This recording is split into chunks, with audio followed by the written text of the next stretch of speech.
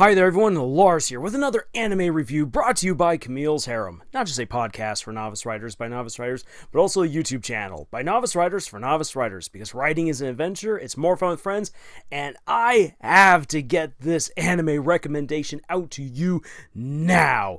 You need to watch the Apothecary Diaries. This show is just chef's kiss. It is incredible, and I'm going to be doing a lot of gushing in this recommendation, but I do need to quickly dial that back a little bit right here and tell you what the story is, and honestly why it is worth your watch, why you should make time for this series. The first 3 episodes for the Apothecary Diaries just dropped on Crunchyroll, and I really like the fact that they did that, because if you watch them back to back to back, you get an excellent feel for what is happening here within this story. It's a little bit of a slow burn, but it absolutely pays off in the 3rd episode, which I'm going to dive into a little bit more detail later on here in the video. But absolutely worth the watch. It has fantastic comedy, it has intrigue, it has amazing female characters, it has fantastic courtly intrigue, a hilarious female lead that really carries the entire story, and all of the characters that are introduced are all their own person with a unique personality. Even if I don't remember all of the names right off the top of my head, I can clearly picture these characters and their personalities, how they fit into the different dorms, the different houses, which concubines they serve, who are the different concubines, and what are the power dynamics. Everything is communicated wonderfully. The Apothecary Diary focuses primarily on the girl Maomao, who is this hilarious apprentice to an apothecary who is doing his best to serve the red light district. This girl has a lot of interactions with the prostitutes on the block, and with their business, and with the medicines and makeups and things that they use to ply their trade. And so as such, this girl is very knowledgeable. She's been taught how to read and write, because you need to know these things. She's been taught about all different kinds of herbs, their combinations, what kinds of equipment you can use, and she's also been told how to read people, especially since she spends a lot of time in the red light district, which isn't all just about flaunting that sexy bod. It is a lot about perception, reading people, tricking people, misdirection. There's a bit of theatrics to what is going on right here, which she learns at the knees of all of these women. And she puts that to good use when she is kidnapped and sold off to the Emperor's rear palace. The rear palace is where the emperor has all of his concubines, his courtesans, and a whole host of women and eunuchs there to serve them.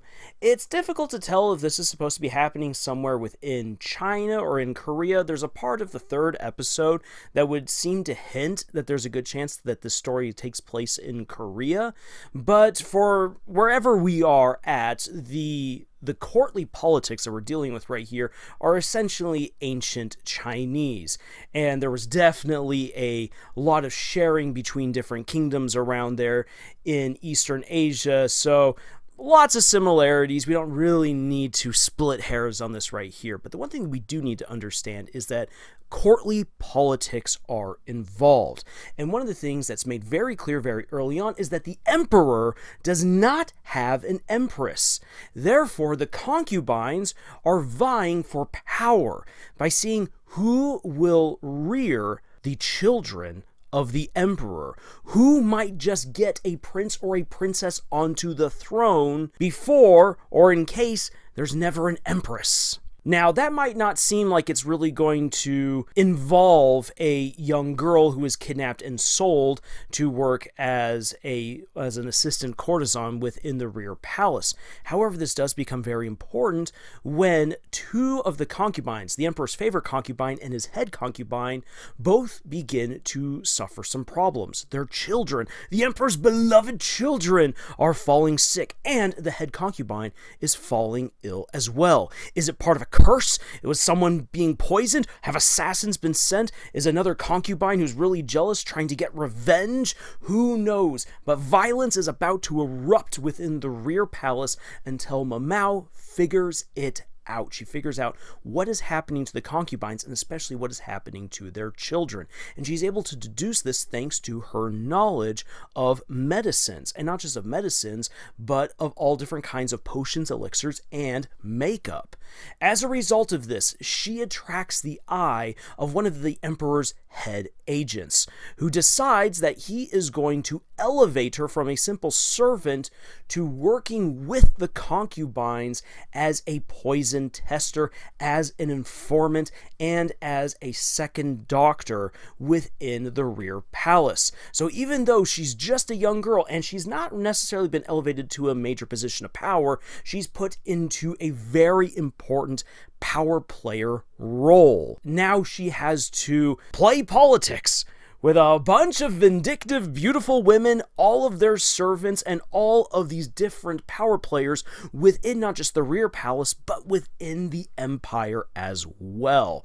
And Maomao is just swept into this whole other world. And that's something I absolutely love about this series, is that it communicates so much to you within these first 3 episodes about what kind of world Maomao has just been thrown into.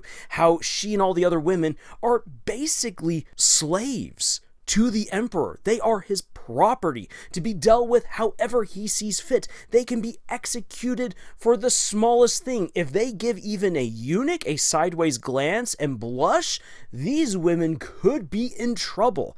And that's pretty sad when there are thousands of women who are not allowed to have sexual relations in the rear palace, and they exist to serve the Emperor, who really only has his eyes on a couple of women. So you have a bunch of really sexually frustrated young women and girls who basically their necks are on the chopping block if they do anything wrong. And they are supposed to play nice with the concubines who are vying for power. Yeesh, there's a lot going on here. And yet, amongst all of this seeming darkness and oppression, there is a ton of fantastic humor. And Maomao marches to the beat of her own drum, doing all kinds of crazy things, mostly experimenting on herself, using various poisons, so that way she can see what the results will be, and figuring out different antidotes, different mixtures. And as such, she is a very creative, very intelligent girl with a lot of really peculiar quirks that most people just don't get. And that is absolutely a strength to the series as a whole. In this show, The Apothecary Diaries, we mostly have female characters. And it's great to see not just strong female characters, but strongly written female characters with their own intricate relationships, with their own desires, their dreams, and how they're dealing with a situation that, though their lives are paid for, this is a beautiful palace that they live in, all of their wants are taken care of, they are still effectively prisoners. Their freedom has been taken from them. So how do they act and react within this particular environment? And we get to see that. We get to see the resilience, the resourcefulness of various women, and it really lends to their individual identities. And that's just something that, again, this is why I said earlier, you can pick out who these different characters are, even if you don't remember all of the names, because of how they present themselves in this world where they've been locked away at the bidding of the Emperor and are at his mercies. Now, one of the reasons why I've been focusing so much on that is because of how all of this comes to a head in episode 3. And I definitely recommend that you go and you see the opening episodes for yourself. They are awesome. I will, however, spoil a little bit of episode 3 because I think this really taps into the spirit of this show, of how these women come to find who they are, express who they are, and how Maomao, even in a state of seemingly powerlessness, really takes back her autonomy, takes back her identity, and owns who she is. But it's not just her, it's the other women at court as well. In the 3rd episode, one of the princesses from central China is experiencing some sort of weird sleepwalking problem. They're not exactly sure what it could be. She acts really weird during the day, very subdued. She doesn't remember what she does at night. And at night, she's just dancing recklessly. And people think that she's actually a ghost. People think that there's some sort of monster, demonic possession. However, the cooler heads at court say, no, there's a medical problem with her. And so, since Maomao has been elevated basically to second doctor and poison tester within the rear palace, she is selected to evaluate this Chinese princess and figure out what is wrong. So she gets all the different information. She spies on the princess at various times.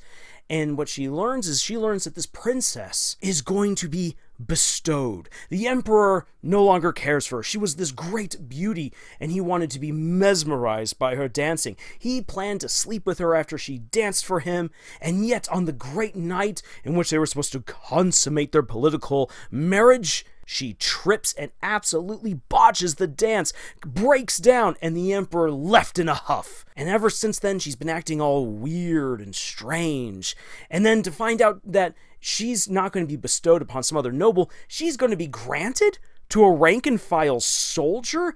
This right here is a backhand to this princess, and all the other concubines and ladies-in-waiting are just really shocked at what's being done to a princess, and they just feel so bad for her. What's happening? Is it a witch? Is it demonic possession? Is it a curse? Is it an illness? What is it? What Maomao deduces from her extensive understanding of medicine, and also from her time in the red light district, she realizes that this princess is playing a very, very dangerous game of politics, and that the soldier that she's being bestowed to is in on it.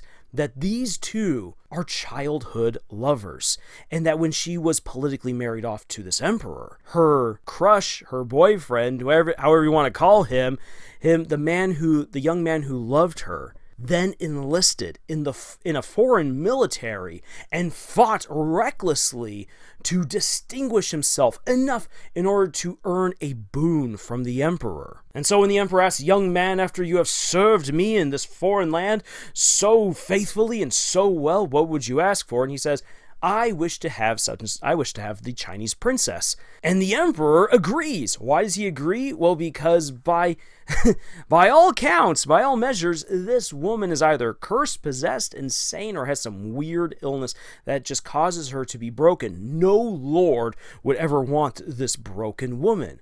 Yet Maomao deduces that what is happening here is that they have calculated on a very big risk.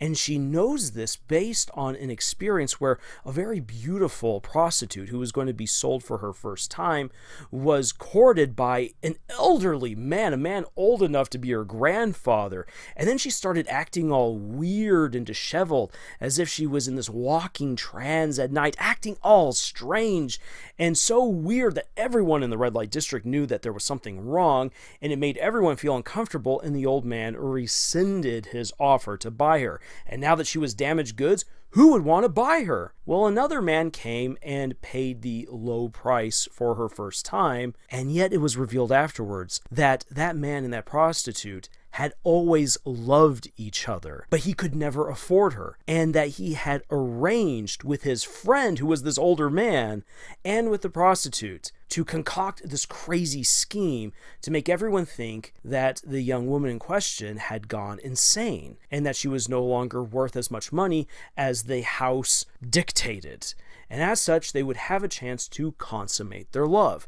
A dangerous maneuver. And as we see within the show itself, there are people who suspect that something might be up. And so it comes down to Maomao to really actually pass judgment on the princess. Should she say that there is a medical thing wrong with her and that it can be treated, the princess will be sent packing to some lord as punishment for deceiving the emperor. And yet Maomao grants this princess freedom by saying there is no way to cure her, and so she will be bestowed upon this lowly soldier who was always her first love. This episode right here just really brought everything together with the courtly politics, who Maomao is as an individual, how these women are vying for power, for individuality, and in some cases even for freedom. Maomao is someone who isn't looking for power. She's not looking for love. She wants her freedom. And so in this situation right here, she hasn't yet gotten to a point where she's able to buy her freedom or gain her freedom or escape in order to have her freedom. But she uses what power is at her disposal as the apothecary within the rear palace to give another woman a chance at freedom and happiness, where other women might not wanted to do that based on all different kinds of factors. And it's rounded off with just such a beautiful ending scene, and with the emperor's favorite concubine, a woman who's elevated above nearly everyone else, telling Maomao, "Would you judge me a bad woman if I said I was jealous of the princess?" And why would she be jealous? Well, because again, everyone in the rear palace is effectively a prisoner to the emperor. And yet this Chinese princess and her lover managed to fool everyone and escape, so that way they could be happy together. And Maomao made that happen. And it's just such a neat, great moment. And it's funny because I was laughing throughout most of the series up until this point, because there's just a lot of great humor and everything. But at that moment, it was just a great emotional gut punch. Seeing a character get a happy ending when you know just how badly the deck is stacked against them. And to see that there are these good characters like Maomao who make that call, who make that sacrifice and make happiness possible. That is so incredible, because especially nowadays there's just so much writing for women where there's a lot of backbiting, girl boss moments, backstabbing, more girl boss moments, and then just very forced relationships. It's interesting that in a time where we say that we want to have more interactions between girls, the whole Bechdel test, which is actually a joke, we say that we want more female interaction, and yet so much of it is written in a very forced, unbelievable, very superficial way. Apothecary Diaries delivers on everything that people have said that they wanted in regards to what we could expect with well-written female characters. This is one of the reasons why I definitely recommend this series. And it's gorgeously animated. Like I said, the humor is on point, and Maomao is just such a great leading character. This is a series that I do intend to review episode to episode as it is released. Unfortunately, getting a hold of footage in any kind of way is really difficult, so I do apologize that there's a lot of reused footage here in this video, but I just absolutely had to get this recommendation out there. You gotta watch the Apothecary Diaries. Alright, with all of that being said, if you're looking for more writing advice, more reviews, more analyses and insights, then please check out our other videos here on our channel. And if you'd like to support what we do, please like, comment, share, subscribe, and especially check out the books that we've published. Links for them are in the description below.